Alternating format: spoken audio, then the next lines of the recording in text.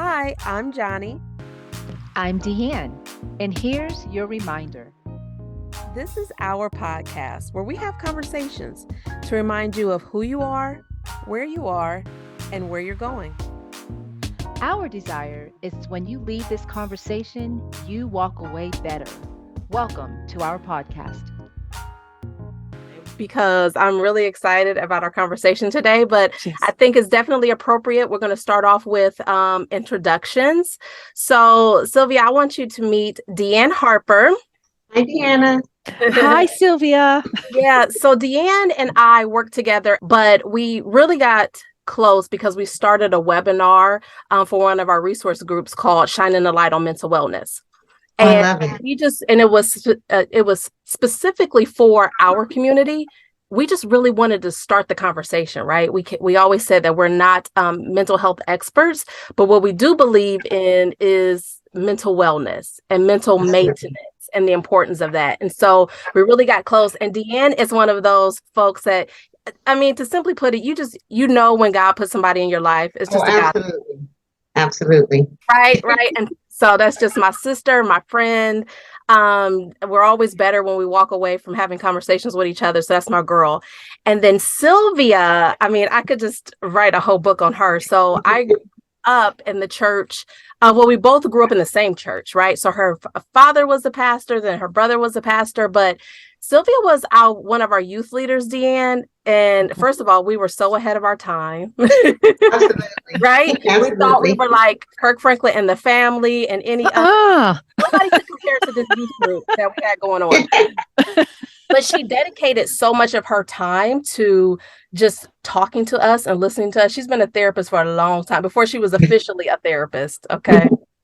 Those are my babies. I love it. Yeah, but can you imagine being 15, 16, 17 years old and having someone that you could go to and tell everything? Lord only knows the things that we shared with her, but what a relief that was. I mean, it saved us. You know what I mean? I loved it. Yeah. It was a safe place for everybody. So that's good. Place. Exactly. Yes. It was a safe place.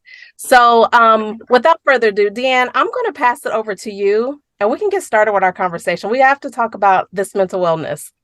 Yeah, for sure. I have to say, wow, Sylvia, I'm honored to meet you for sure. I say that with all honesty. You know, Johnny mentioned it briefly that we come out better.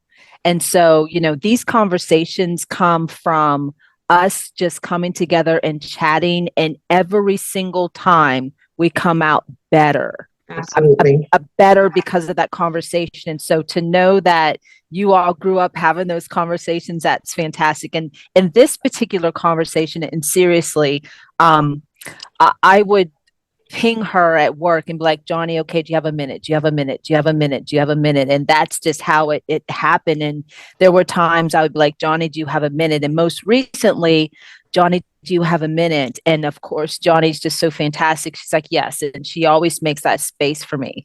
And I was just like, I'm not okay. And there are times when I just break down and have those cry. Like I'm at work and I'm just trying to share what's going on in my life.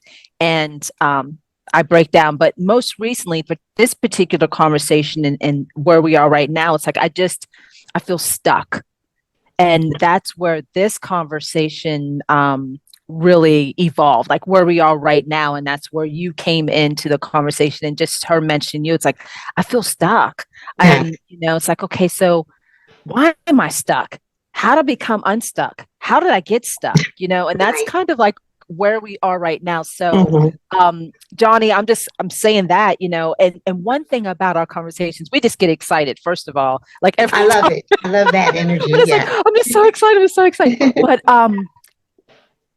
stuck. I was stuck. And it's like, okay, well, the next conversation, and one thing I'll say this, it's always and I hate to use the word always, but frequently it's a reminder that brings me out of that stuck place. Like she'll remind me of who I am or where I've been or how I've gotten out this before. And so I'll just ask, like, have you ever been stuck, Sylvia? Oh my gosh. The queen of stuff. First, I want to thank you and Johnny for this opportunity in this format. I'm so proud of you ladies for even starting this podcast. This is amazing. It's so needed. is so needed, especially for us, Yes. for African Americans, because we're so closed minded to so many different things. And the mental wellness is something new that we're jumping into. And for you all to present this information, thank you so much. I really, really appreciate you, ladies. So I'm proud. Sure. But stuck, I'm the queen of stuck, right? So I have gone through so much in my life, even starting like from high school to trauma, like domestic violence in high school, which was unusual. Then being raped in college, and then going on having a baby out of wedlock, being the pastor's child, and how people treated me. So you do get like, how do I go through? How do I move forward? I can't get through these moments. And then I had a professor tell me, he said, because after I lost my brother, he's my best friend, and I lost him a couple of years ago, right? That stuck, talking about stuck, stuck. And a professor, I was talking to him because I was finishing my last month of school, my master's, and he said, you have survived 100% of your worst days. He said, look back at one of your worst times. And I was thinking, I've been abused, he said, but Sylvia, did you think you were going to get through that? I'm like, no, absolutely. He said, but you did, right? He said, so that, just like you got through that, you're going to get through this. And that made me like, oh my gosh, I survived that. I survived that. And I didn't think I was going to get through it, but I did. And so he said, and you got this too, right? I said, you're right. And that doesn't mean we're not going to have bad days. That doesn't mean it's going to be difficult. That doesn't mean we feel stuck at times, but it's like, we're going to get stuck, but we're going to push through and move through and use those tools. So it's finding those coping tools that you have, like what helps you, who encourages you, that person you can call up, who can pray with you. This girl can pray with me, but this girl's gonna laugh with me. This girl go cuss somebody out for me. Like knowing those different people to contact, right? Yeah. I love that community. Joni, jump in. I see I see it. Yeah, for sure. Because okay, so I want to get to that. You talked about having that community, but before we talk about that, what about, and this is not, I'm asking it in a blanket statement, but I know it's not one answer. What do we do? How can we recognize when we are in that state of feeling stuck or empty? And I know it's different for everybody, but are there some strategies or some things that you would share with us that, like, overall, what can we do to recognize, like, oh, okay, this doesn't have to last forever. I'm just in a space that maybe I haven't been in before. Maybe I have. I can get through this. Do you have any strategies or tips for that? I think the good thing, like recognizing your patterns, like am I not sleeping enough? Am I sleeping too much? Am I starting to eat different things? Because my thing is I shop too much and then I eat junk food. I love to eat junk when I'm stressed, and I'm like, I usually eat very healthy, but I know when I'm eating chocolate and I'm eating chips are my go-to. Like I keep eating them, like those are things, like something's off right now, or if I'm not able to sleep, or if you're sleeping too much, or if you're very short all the time, like, you know what I'm saying? Like everything irritates you, everything makes you anxious, everything. So it's like, I'm off right now, I'm stuck right now, or I'm empty. And so many times as women, as mothers, as wives, as, you know, we're career driven, all that, we're pouring out, right? We're giving to this, we're giving to that, we're giving to that. And then you have to step back and say, when is the last time that I stepped back and gave to myself? That's why it is. I'm so sorry. You used the word empty. And Joni, you and I spoke about this, and I have up on, I'm looking over there, one of my vision boards, I have a picture of a cup, and underneath the cup is a saucer. And I have my beautiful picture. I'm not an artist by any means, but I was drawing like a flow of whatever that flow is going into my cup, filling up that cup and then spilling it over into the saucer. And so for me, like, as long as my cup is full, then it spills over into the saucer and then I can serve others. But, you know, it was on the heels of my divorce that I identified that I needed to fill that cup. Like I can't expect others to fill my cup. And so there was a conversation Joni and I had. It's like, okay, there are things that I do on a daily basis that I know my cup is full or filling. And Joni's asking, okay, how do you know it's empty or full, or, you know, and for me, I've identified the 5 things that I do on a daily basis that when I don't do those, and when I feel off, maybe I'm eating the potato chips, I'm eating the ice cream, I'm eating all those things. I'm like, wait, pause. Like, what am I not doing that Right. has caused my cup to be empty? And I just can't really go out and serve the world. I can't serve me. I can't do anything. Absolutely. And what Yeah. are your 5 things that you identified that 5 things. Okay. So yeah, I journal. yeah. So I wake up in the morning, I have to drink my cup of coffee out of my special cup or tea, whatever. I journal. So every morning I write down the 5 things that I'm grateful for. I read my Bible or read something that really fills my cup. I exercise. 1, 2, 3, 4, exercise. Oh, and I have to drink my water. Like, really, I get up in the morning, I make my bed, I drink my water, I do my journal, I pray, and I have to move. I love that. That might have been like 10 things, but it was I lo- 5. but no, I love that though, because you identify what makes you feel better, what gets you going. And then when that's off, or you didn't exercise today, or you didn't journal today and stuff, it's like, because sometimes we don't even have the energy to really, just getting out of bed is just a blessing, right? Like I Oh, for made it sure. out of bed. I have a client that I'm working with, and she's always glammed up, ready to go. I'm like, where are you going when we come? Because we do it on Zoom. Mhm. And one day she came, hair was disheveled, her clothes were, and I'm like, something's not right. Are you okay? Yeah? And she was talking, yeah. And I'm like, something's not. And then she just started crying, like, I barely get out of bed today. So Yeah. you go from glam, eyelashes, hair to I could barely get out of the bed today. And then we had to go through and just really break down what has been going on. What have you been holding on to? And she had been carrying stuff for months, but had never released it. And it just all hit her one day. So Mm-hmm. that's but it showed up in her dress, the way she appeared in her dress and everything. So, like, in losing those routines that she said, getting up and feeling good about myself and getting dressed and reading my word, that's one of mine. And that's what she was doing. And when you stop doing those things, she didn't have a connection or a reason. She said, I didn't have a reason to do it. I didn't have the energy to do it. Yeah. Yeah. And also what I'm thinking about too is what a blessing it is to be able to recognize when something is off. Yes. Because again, especially as women, we put everybody else before us. And it's very easy to be like, oh, it's okay. Right. I have a pain. Mine always shows up, like if I'm stressed or whatever, it always shows up in my shoulders and my hips, always. And I'm like, oh, it's okay. I just got to keep going until I can't get out of bed because I'm having a back spasm or whatever it is. And I'm like, Absolutely. oh my gosh, because I haven't been to yoga, I haven't been to a chiropractor, I haven't been meditating and all of those things. But what a blessing it is to be able to recognize it. And I feel like it's so important if nobody gets anything else out of this is to first be able to like know yourself. Know yourself. Yeah, be able to spend time with yourself and understand what some of those signs are, right? I think that's so important. Like you said, knowing yourself, spending time with yourself. I have a friend who told me, because she has a career, she has 3 kids, and she's married, and she said, I'm always giving, and I noticed I wasn't giving to myself. She said just going to Target and walking around Target is her release. She said I have to do that once a week because I have to get away from the house.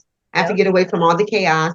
But she said my go-to is Target, just to walk around Target just for like an hour or so, just to get away. But Yeah. she knew what she needed, and she's like, I just like doing that, and it's fine. So finding what you enjoy, what do you like, what's good for you. What's good for you. And what's Yes, good for you may not always be good for the people around you. And don't expect them to necessarily get on board or be with it. Or like DeAnn was saying, like looking to them to fill your cup. You have to be able to do that's between absolutely. you and God. Okay. Y'all have to work on that. You and God have to figure that out, right? Because Yeah. sometimes we get disappointed when somebody else is not doing it for us or not joining in with us. Yeah. Like DeAnn and you said, Johnny, we have to be aware within ourselves and be confident. Like this is what works for me, even though my best friend might not enjoy it or my husband. Like I need it for myself. Mm-hmm. Just Yeah. self care, and that's what Yes. it is in Care. self care.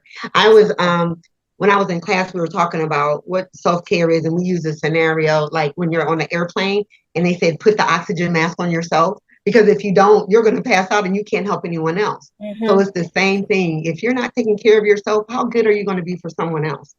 No Yeah. good. Right? No Yeah. Yeah. good. And you saying that, I was thinking of the last couple days. So Christmas, I said yes to doing something.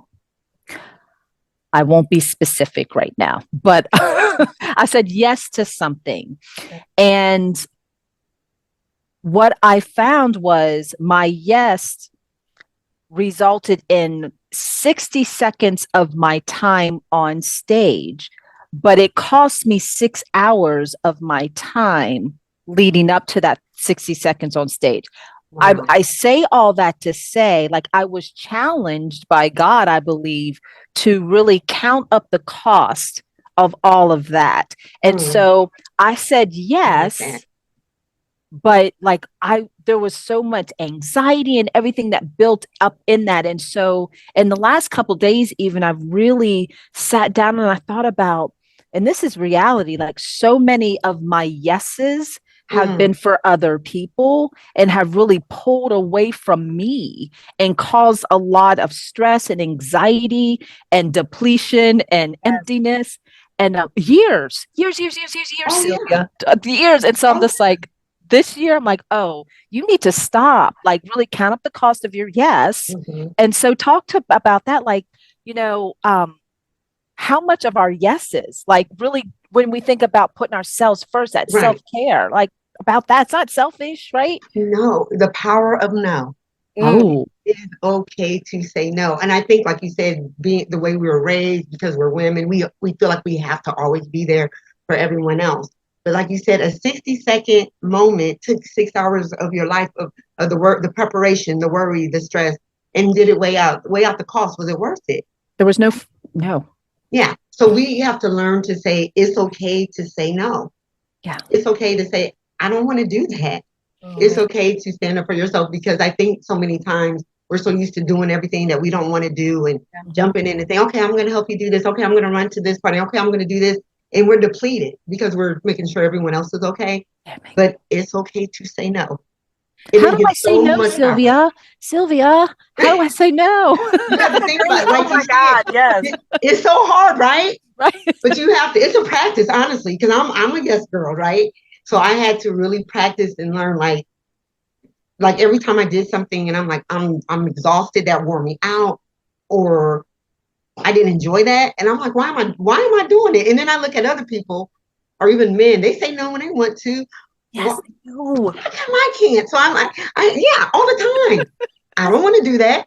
I don't want to go there. Or stronger personality people, like, they always say, no, I'm not doing. I'm like, ugh. I would get offended, but I'm like, no, that's their right. And it was okay. So I had to start, like, I'm okay with saying no. Like, thank you for the invitation, but I'm not going to be able to attend. But thank you for thinking of me. I'm not going to do that. That's not going to fit in my schedule. And I love it now. I just started practicing. I'm like, this is awesome. So it just takes practice. It's hard, right? Because it's stepping out of your comfort zone to say no. Yeah. But it's a practice, just one event at a time, one moment at a time. Like, and I'm sorry, I have to. So what I discovered, Joni and Sylvia, is there's this internal conflict of my heart, and maybe I can use that as a measurement, because it's like there's something inside of me saying no, but the people pleaser, or because society says, or parents say, or whoever says, I say yes. So now it's like, does that make sense? Like, I can measure it against that conflict. But when you say yes, are you happy? Like, yourself, are you satisfied and happy with that yes? Right. So how does that yes make you feel? Sometimes it makes me feel like no. And I think that's where we have to measure it. Like, why am I doing this? Because some things we do have to do, even though we don't want to do it. So that happens, right?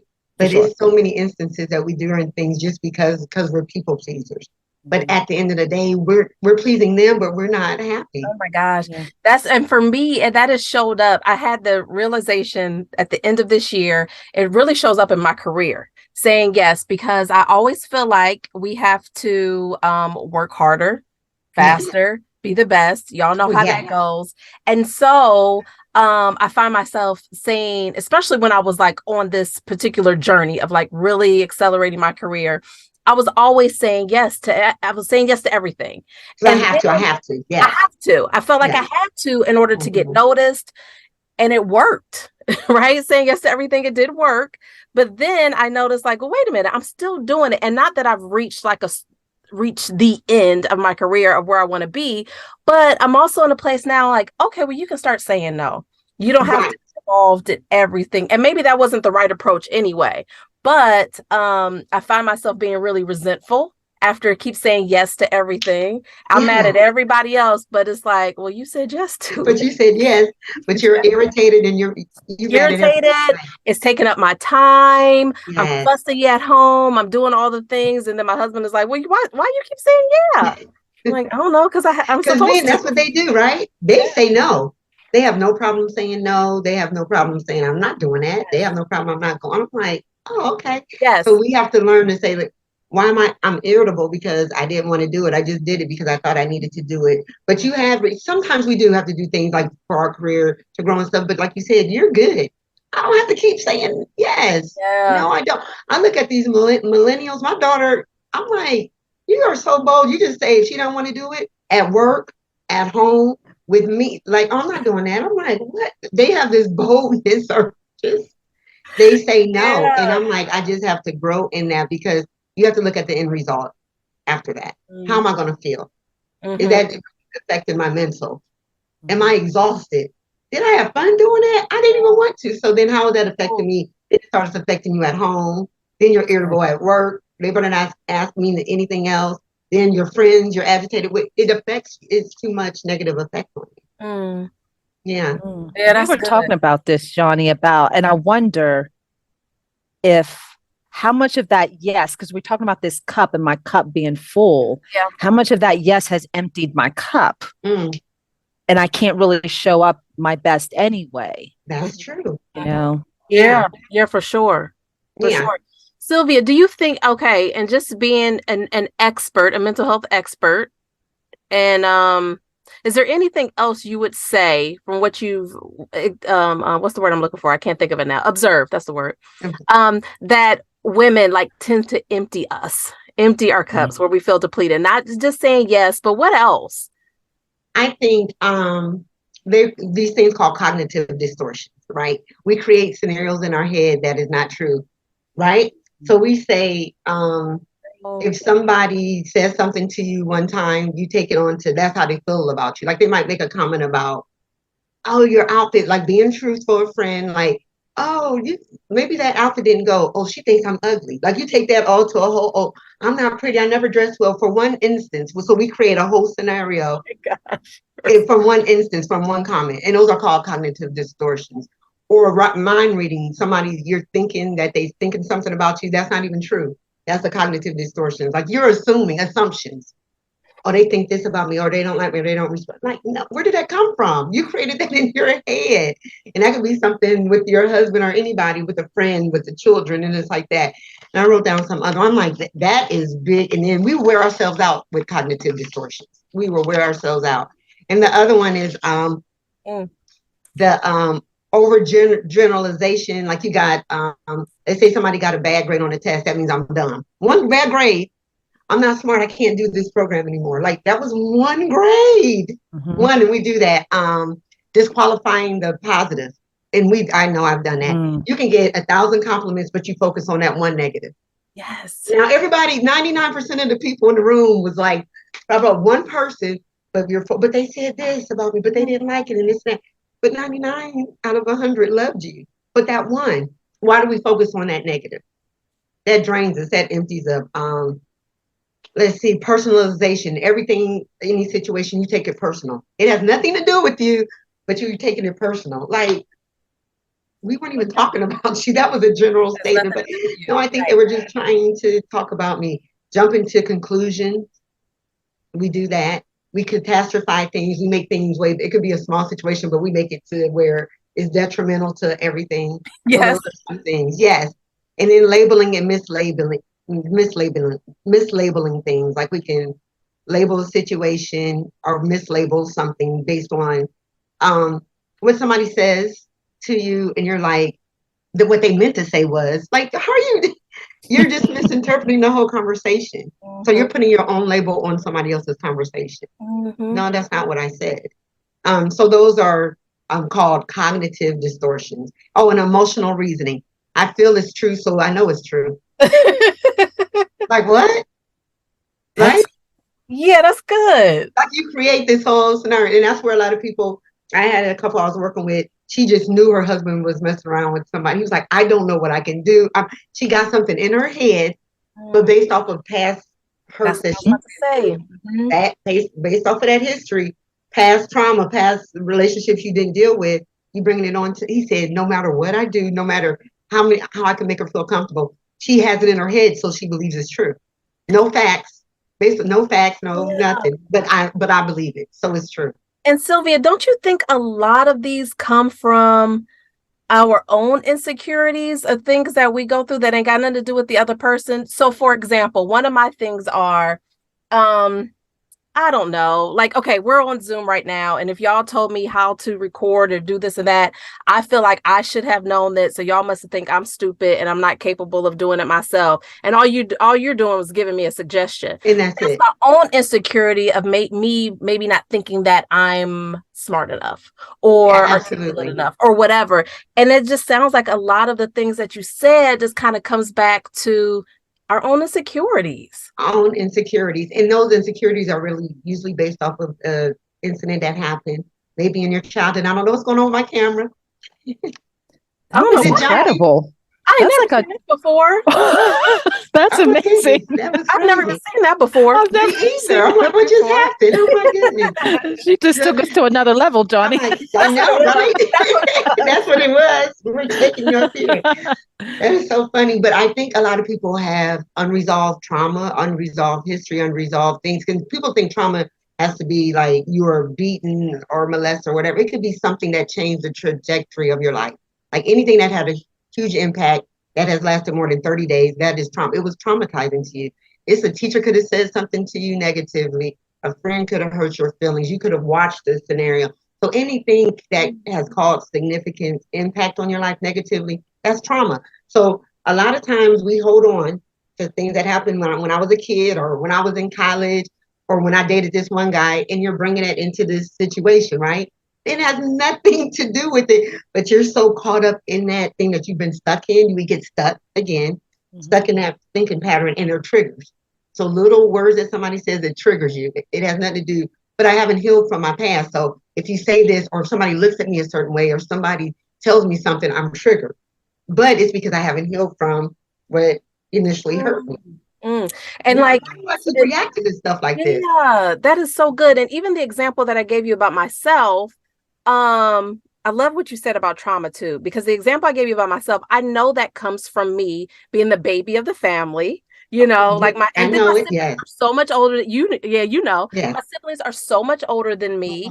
And so when you said trauma, like I'm still super close to my siblings. There's no beef between, there's nothing going on, but it's just something that I carry that I get over, right? And I think with us, especially with Black folks, we go through so much, our community deal with so much that sometimes we think that if I'm not being like beaten or if we didn't go hungry or whatever, then we good. But sometimes it could be a number of things, I guess is what I'm saying. Number of things. And I think that's what we forget about, those other things that happen. The name callings, or when somebody teased you, like being teased or being like, oh girl, you don't know what you're doing, or you're not smart. So those things that have been placed in our head, it can be like a long lasting effect. And then when somebody else says something to us or does something to us, or again, look at us a certain way, we're insecure or we're triggered and we're just like, oh my gosh. So we go into these negative thinking patterns because we never dealt with what happened when I was 5 or what happened when I was 10, or when that girl picked on me, or when he said this to me, or when my boyfriend treated me that way. So so we're carrying all of this on. And it could be something like something simple, just to really, but you just have to heal from it and let it go. Forgive, heal, forgive, let it go. Yeah. I love that. There's like 3 things I want to bring out of here. First of all, I had a mentor many years ago. She said, free people, healed people, heal people, right? And so I give out of, back to this cup, what's in my cup, and something that I say to Joni, and I'm very intentional about my wellness, my mental wellness, and my soul being right and my spirit being right. And I fight for that. And, so, I think about, we've all gone through something. in our lives. And I think about what I've gone through, and I tell people, I'm like, if you knew all that I went through from the time I was in my mother's womb to now, Wow. you'd question why I'm so full of joy. Well, it's because I fight for my joy. And so, why do you think it's so difficult for us Mm-hmm. to clean that out, like to be okay, like to go to therapy or whatever we need to do to be whole and to be healed, like because it starts there. It starts there. And I love that you say that keeping that joy, because joy comes from God, and that He's our strength, right? The joy of the Lord is our strength. So Yes. keeping joy, keeping in contact with your spirituality and all that, I think that's so important. So, so important. But I think with us not getting the help, not going to therapy, not reaching out to others is because we were taught, it's a younger age in the Black community, don't talk about it, don't worry about it, get over it. You are right. Or if you go to therapy, because you're crazy. Only crazy people go to therapy. Something wrong with you. Why would you do that? So, but it's the same thing with your physical health. When you continuously have a headache, if you break your leg, or if you do something, you go to the doctor, right? And you go for healing. The same thing. If something keeps ruminating in my mind and I keep thinking something over and over, if I'm still feeling sad for a long time, or if I'm feeling anxious, why not go to someone to talk about that, to deal with that, just like I would with my physical health. Yeah. So we got to get out of the mind frame of saying, don't talk about it, because again, that's how a lot of us were raised. We keep it in house. We don't talk about it. Don't you ever repeat this. If that happened to you, you all right. Go ahead and deal with that. You're going to be all right. And I'm like, no, I'm not. This is something that happened. But I think in our community, we just have to start getting more open to saying it's okay to not be okay. Life happened. Life is going to happen. So every day is not going to be a good day. But how am I going to get through those bad days? And if I can't, it's okay to talk to somebody about it. Mm-hmm. Yeah. So we Yeah, just have to embrace that. We do. And I hope conversations like this help normalize it, right? Absolutely. That it's okay to talk to somebody, and it's okay to take medication if that's what it requires too. It's And okay.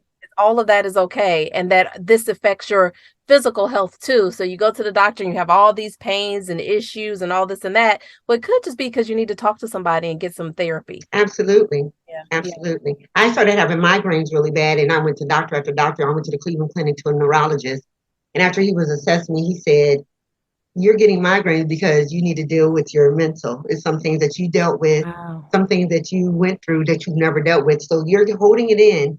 And now your body is saying, we can't take anymore. Like we can't. And we call this, it's a thing in our head called the hippocampus in the back of our brain. And it holds all of our memories. So good or bad. And then you know how we have fight or flight. So it holds, like if something traumatic might have happened, or something bad or something awful, it holds all these memories in the back of your head. It holds it there. And then sometimes it comes out at the least expected moment. It's like your body is starting like saying, I can't hold this anymore. You're putting too much on me. So mine came out in migraines. Wow. So yeah. So Yeah. your physical will start telling you. Yeah. Yeah. So we have less than 5 minutes. I thought I was gonna be able to manage this time better, but clearly I did not, Okay. because Zoom was gonna cut off No, on us. this is great. This was great. So okay, so we only have a few more minutes, and I want you to be able to get this in before it cuts us off. Okay. Is I'm gonna say resources. So, Okay. like, what resources would you have? And DeAnn, you can, if it's something else that you would rather for us to get in here, please step in for sure. But I know one thing we definitely want to do is talk about resources. Where can people go? What should we do? Or if you want to send them to me, whatever. What do you think, Sylvia? Yeah, so we can first of all get on podcasts like this. I have so many. I think this is a great opportunity. I know some people who are afraid to go to therapy, but they'll listen to a podcast at home. So let's start there. So come on and listen to DeAnn and Johnny. Be on this podcast. Go on to mental health podcast. That's great. I think it's a lot of things on Instagram and Facebook. They have a lot of groups. It's this one guy. He was a football player going around that's called Heal Black Man. So he goes around and does mental health things for Black men, and he has a Instagram and a Facebook page. He was actually in Akron once, and they were said it was, and I sent one of my clients to him, like, you need to go. I have a Black man. He said it was the most amazing thing to see a bunch of Black men that have not dealt with things since they were little, crying and Yes. having moments and so like forums like that. Yeah. So just looking at anything on Facebook, if you need to come to therapy, we're open. We take people, even if you're not in Mansfield, we do it on Zoom with our ASI community wellness group. We have men and women, all Black therapists at our facility. And if you ever need help looking for a therapist, just reach out to me because I know a lot of resources. So I love that, Sylvia, and the resources. And I have to ask then, before I was healed, I was not healed and I was stuck in even not even knowing what to do and not having the courage to step out and go towards one of these resources. What would you say about to someone who like, okay, I hear you saying go do this, but gosh, like that place in between, I'm stuck in doing it. right. Okay. So if you're just stuck in I don't know if I want to do it, see if you can reach out to a friend. Who is that friend that you can tell any and everything to? Reach out to them because that's sometimes you have to start there. Like just reach out. If you can't even do that, start writing down your feelings and your thoughts because journaling is amazing. Because that's what I did before I ever talked to anyone. Whatever. When I go back and read, I'm like, oh my, I was really going through it. I would journal. I would do it in the morning and then at night. Okay. So journal. When I lost my father, my thing was running. That's when I started running. So that helped me really to clear my head and to get my, focus. And I would listen, and then I would listen to different speakers, preachers, different things when I was running, and that really helped me. But I think once you do those little steps, like journaling or start working out or reach out to a friend, it will encourage you to say, okay, this is okay. I'm still safe and I'm still okay. I can go a little further. If I want to get more help, I can go a little further. So just those small little things, looking out for you.